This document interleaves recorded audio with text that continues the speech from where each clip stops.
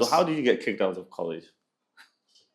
No, I didn't get kicked out. Okay, why did you stop going to college? No, it was uni. It was That uni. stopped, yeah. Okay, all right. So you graduated college, Yeah, I did. and then went to uni. Into uni. Where? For sure. Okay, so it was a whole lot. it was a whole lot. Tell us. The whole point of this is to look back and then see how to advise these young people to not make our mistakes. It was more to do with, again, it was decision making. Okay. Yeah, and PS, like just moving around with the wrong crowd. I think because I think what was happening is like, I allowed women, and I was saying, yeah, my peers, my guys, they kind of influenced me negatively. So what happened? Why did you leave? Can you delve into that, or you want to avoid it? It was just more to do with like certain things that wow. I mean, moving with the wrong people, getting into trouble, some troubles that could have been avoided. Yeah. For me, to be honest, it wasn't really our fault, but it was because we shouldn't have actually gone out the time that we did. Okay. We were going out. You're going out. Things happen. So the uni expelled you guys. Like, yeah, we had to be. Do you remember Can you mention the names of the guys that you were rolling with? Oh, you can't mention them. Yeah, that is okay. But are you in touch with all of them? Some of them. One, I would say one or two.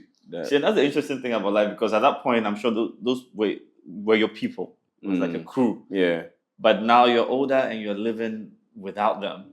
Yeah. So imagine making decisions that affect your life with people who are not going to be relevant later on in life. It's pointless. I think most times, like, we just need to realize it's not everyone that you can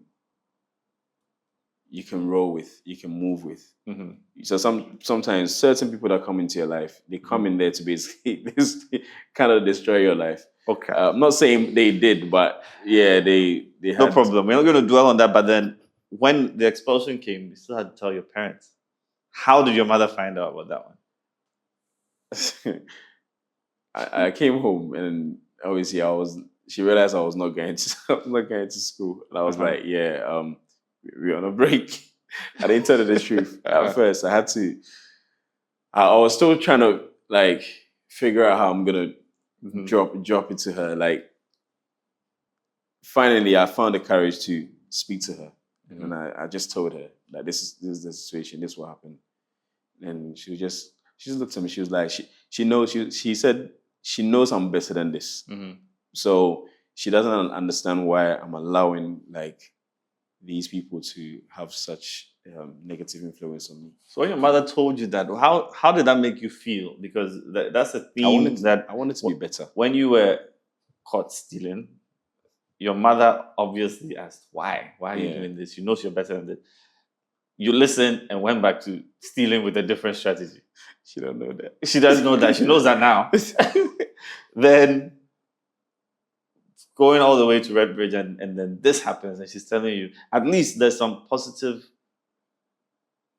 affirmation going on and she's giving you something to live up to. I'm just saying that because sometimes I think sometimes we condemn children by saying things that, yes, the child has done something wrong and it's wrong what they've done. But when someone tells you that they know you're better than this, I think it makes you have to think about it. But if someone tells you that, yeah, I know you ain't shit, like, that might not give you something to live up to. And I'm sure, and so that's one thing that I'm sure when you talk to your mother, you should tell her thank you, because there might be others who didn't have that support back home. So when they do something, they tell, yeah, I know you ain't this and you're never going to amount to anything.